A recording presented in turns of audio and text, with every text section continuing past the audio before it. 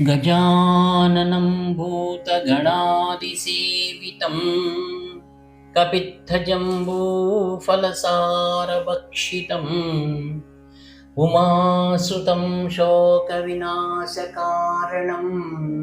नमामि विघ्नेश्वरपादपङ्कजम्। सदाशिवसमारम्भां शङ्कराचार्यमध्यमाम् अस्मदाचार्यपर्यन्तां वन्दे गुरुपरम्पराम्। अपार करुणासिन्धुं ज्ञानदं शान्तरूपिणं श्रीचन्द्रशेखरगुरुं प्रणमामि मुदान्वहम्। देवे देहे च देशे च भक्त्यारोग्यसुखप्रदम् बुधपामरसंसेव्यं तं श्रीजयेन्द्रं नमाम्यहम्।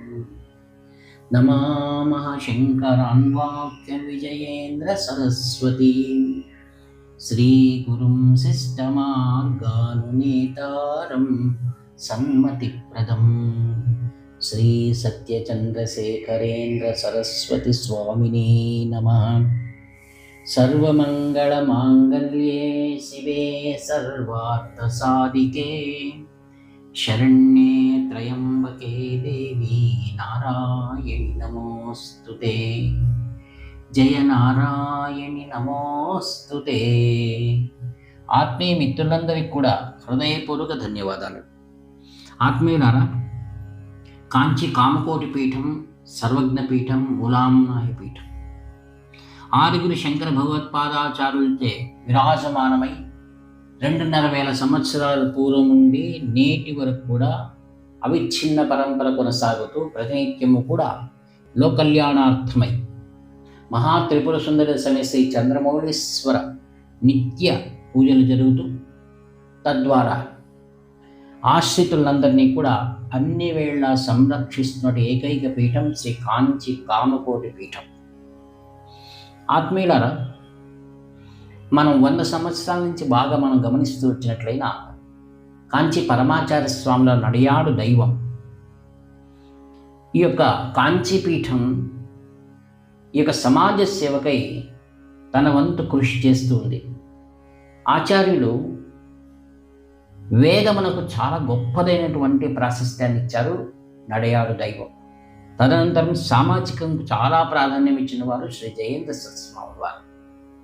ప్రస్తుత పీఠాధిపతులు ఆ యొక్క వేదము మరియు సామాజిక సేవ రెండింటినీ కూడా మిళితం చేస్తూ అత్యధికమైనటువంటి వైభవోపేతమైనటువంటి కార్యక్రమాలు నిర్వహిస్తున్నారు, మనందరికీ బాగా తెలుసు.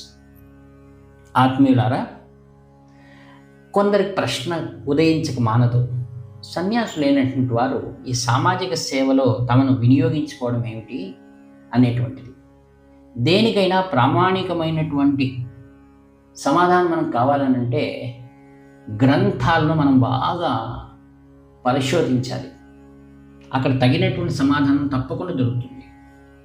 అందరికి అందుబాటులో ఉన్నటువంటి ఏకైక శ్రేష్ఠ గ్రంథం శ్రీమద్ భగవద్గీతలో మోక్ష సన్యాస యోగము అనేటువంటి దాంట్లో అర్జునుడు ఇదే ప్రశ్న అడుగుతున్నాడు. అర్జున ఉవాచ సన్యాసస్య మహాబాహో తత్వమిచ్ఛామి వేదితుం త్యాగస్య చ హృషీకేశ పృథక్కేశి నిసూదనా. ఓ కేశవ, సన్యాసం యొక్కయో త్యాగం యొక్క యథార్థాన్ని నాకు బోధించు అని అడిగారు. అప్పుడు కృష్ణ భగవానుడు సన్యాసం అనగానేమి స్పష్టంగా వివరిస్తున్నారు. 2వ శ్లోకంలో శ్రీ భగవానువాచ కామ్యానాం కర్మణాం న్యాసం సన్యాసం కవయో విదుః సర్వకర్మఫలత్యాగం ప్రాహుస్త్యాగం విచక్షణాః. అర్జున, కామ్యకర్మమును వదులుటయే సన్యాసమని కొందరు పండితులు చెబుతున్నారు. మరికొందరు పండితులు సమస్త కర్మల యొక్క ఫలమును త్యజించుటే త్యాగము అని వివరించారు.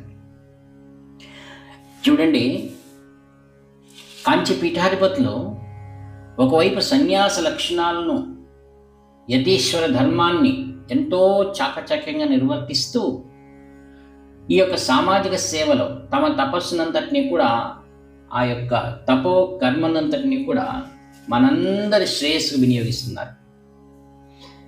అదే అధ్యాయంలోనే 5వ శ్లోకంలో చెప్తున్నాడు భగవాన్, యజ్ఞదాన తపకర్మణ త్యాజ్యం కార్యమేవ తత్ యజ్ఞో దానం తపశ్చైవ పావనాని మనీషిణాం.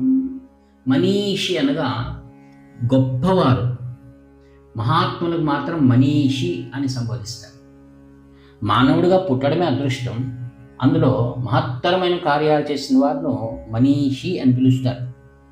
ఇక్కడ నత్యాజ్యం అన్నాడు. యజ్ఞములు, దానములు, తపస్సును ఎవ్వరూ కూడా వదలకూడదు, వాటిని తప్పక చేయాలి. అలా చేయడం వల్ల ఏమవుతుందంటే ఆ యజ్ఞాది కర్మలు పరమ పవిత్రములైనవి. వాటిని చేయడం ద్వారా దోషజనకములైనటువంటి సమస్తాన్ని కూడా నిర్మూలించి పవిత్రం చేస్తున్నాయి. ఈ కాంచి పీఠాధిపతులు యజ్ఞములు వారు చేయకుండా యజ్ఞములను చేయిస్తున్నారు. వారు ఎక్కడికి వెళ్ళినా, ఏ క్షేత్రానికి వెళ్ళినా. ఇప్పుడు 6th మార్చ్ 6, 7, 8 3 రోజులు విజయవాడ కనకదుర్గ దేవస్థానం కుంభాభిషేకానికి వస్తున్నారు.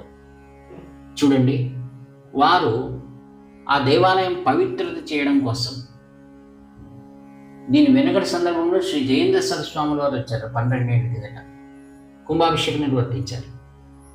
ఈ విధంగా యజ్ఞములు, యాగములు ఇవి ఏవైతే ఉన్నాయో వీరి యొక్క ఆశీర్వాదంతో, వీరి పర్యవేక్షణతో అందరూ కూడా పండితులు నిర్వర్తిస్తారు. ఆ యొక్క కుంభాభిషేకం కానివ్వండి, యజ్ఞములు కానీ దాని యొక్క ఫలితాన్నంతటిని కూడా విశ్వశ్రేయస్సుకు వినియోగిస్తున్నారు అన్నమాట.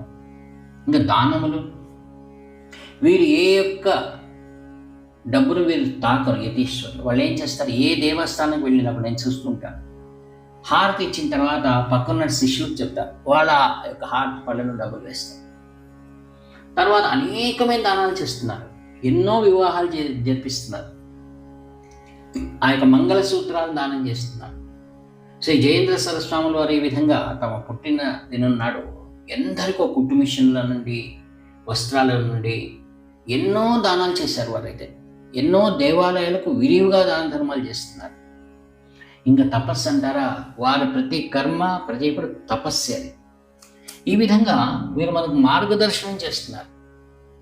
ఇటువంటి ఆచారాలను పొందడం మన పూర్వజన్మ సుకృతమని భావించాలి. శ్రీ శంకరవేయ సరస్వాముల వారు కాంచి పరమాచార్య స్వాముల వారిని మరియు శ్రీ జయేంద్ర సరస్వాముల వారిని ఇరువురిని, గురువులను, పరమ గురువులు ఇరువురిని కూడా తమ హృదయంలో పెట్టుకొని వారి ఇరువురి కార్యక్రమాలను యథోక్తిగా దాన్ని నిర్వర్తిస్తూ వెళ్తున్నారు అన్నమాట. వీరి శైలి చాలా విశేషమైనది. వేదం విషయం తీసుకుందామా, అనేకమైన పాఠశాలలు వీరి ద్వారా ఇప్పుడు జరుగుతున్నాయి. కొత్తగా కూడా వీరు చేశారు ఎన్నో చోట్ల, అనేక క్షేత్రాల్లో. ఇంకా విద్య అంటారా, ఎన్ని పాఠశాలలో ఇంటిగ్రేటెడ్ పాఠశాలను, ఒకవైపు వేదం, మరి ఒకవైపు సిబిఎస్ సిలబస్తో. తర్వాత ఆ యొక్క వైద్యానికి సంబంధించి అయితే ఎన్నో కంటి ఆసుపత్రులు, చిన్నపిల్లల ఆసుపత్రులు, క్యాన్సర్ ఆసుపత్రులు, హార్ట్ స్పెషలిస్ట్ హాస్పిటల్, తర్వాత కాంచి కామకోటి పీఠం డీమ్డ్ యూనివర్సిటీ, మరియు సంప్రదాయ పాఠశాలలు, నాదస్వరం పాఠశాలలు, వైఖానసం కోసం పాఠశాలలు, ఈ యొక్క వైష్ణవం అని లేదు, స్మార్థం అని లేదు, అన్నిటి కోసం సమానమైన నిష్పత్తిలో వారు న్యాయాన్ని చేస్తూనే ఉన్నారు.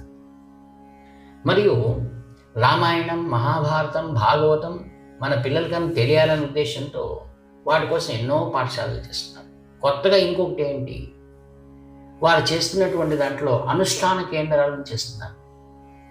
ఎవరైతే వారి పూర్వంలో అగ్రహారాల్లో ఏవైతే వాళ్ళ పూర్వీకులు ఉన్నటువంటి ఆ గృహంలో ఏవైతే ఉన్నాయో ఆ సంతతి వారంతా ఇప్పుడు ఇతర దేశాల్లో మంచి మంచి ఉద్యోగాలు స్థిరపడ్డారు. వాళ్ళు తమ పూర్వీకులు నివసించినటువంటి భవంతులను కాంచీపీఠం శ్రీవారికి అర్పిస్తున్నారు. వాటిని శ్రీవారు ఏం చేస్తున్నారు, ఆ యొక్క గృహములన్నింటినీ యథోక్తిగా అలానే రక్షిస్తూ ఆ యొక్క ప్రదేశాల్లో ఉన్నటువంటి చక్కగా నిర్మాణం చేసి ఆ యొక్క ఉద్యోగం విరమణ చేసుకున్నటువంటి వారు ఎవరైనా మనశ్శాంతి కోసం అనుష్ఠానాలు చేసుకునేటువంటి వారు అందరికీ కూడా ఆ యొక్క గృహాలను అనుకూలం చేస్తున్నారు.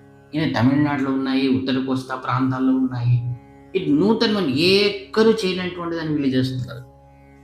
దానివల్ల ఏమవుతుందంటే అనుష్ఠానాలు చేసుకోవడం ద్వారా ఆ గృహం దానం చేసిన వారికి అందరికీ కూడా యథోక్తిగా ఆ పుణ్యం ప్రాప్తిస్తుంది. తర్వాత పల్లెలలో ఆ రిటైర్మెంట్ అయిన వాళ్ళంతా పల్లె వైపు తిరుగుతున్నట్టే పల్లె వాతావరణం మారిపోతుంది. అక్కడున్న దేవాలయాలన్నీ కూడా మరీ పునః పూజలు ఆరంభిస్తాయి. అక్కడ పురాణాలు చెప్తారు. ఆ పల్లెల్లో ఉన్న వాళ్ళందరికీ కూడా ఆ యొక్క సంస్కారం వాళ్ళకి కలుగుతుంది. గొప్ప కార్యక్రమం అనుష్ఠాన కేంద్రాలని మనమంతా మేల్కొని మన పూర్వం వారు ఏవైతే ఉన్నాయో గృహాలను వాటిని ఇటువంటి సత్కార్యాలకు మనము అనుకూలించినట్లుగా మనం చేస్తే ఆ యొక్క దేశానికి మనం ఎంతో గొప్ప సేవ చేసిన వారు అవుతారు. ఒకవైపు సాంస్కృతికంగా దేశ సౌభాగ్యం కోసం కాంచి కామకోటి పీఠం చేస్తున్నటువంటి అమూల్యమైన సేవలను మనం గుర్తుంచుకోవాలి. ఆత్మీయులారా, మరిన్ని వివరాల కోసం మీరు kanchikamakoti.org అనే దాన్ని మీరు చూడండి. ఇంకా అనేక వివరాలు మీరు కావాలనుకుంటే కామకోటి వాణి అనే పుస్తకం కూడా మన గృహంకు చేరుతుంది. మీరు బాగా చదవండి వాటి గురించి. సమాజంలో ప్రతి ఒక్కరు కూడా అన్ని జాతుల వారు సర్వే సామాన్యంగా ప్రతి ఒక్కరు కూడా మనం వీటిని తెలుసుకొని దేశ అభివృద్ధికి మన వంతు కృషి చేయాలని కోరుతూ ఈ యొక్క వాక్పుష్పములన్నింటినీ కూడా అత్యంత వినయంగా శ్రీ శంకర విజయేశ్వర స్వాముల దివ్య పాదపద్మం సమర్పిస్తూ సెలవు తీసుకుంటాను. ఇంక మీ ఆత్మీయ మిత్రుడు నివర్తి నాగభూషణ శర్మ. 7483229249. హర హర శంకర జై జయ శంకర. హర హర శంకర జై జయ శంకర. హర హర శంకర జై జయ శంకర.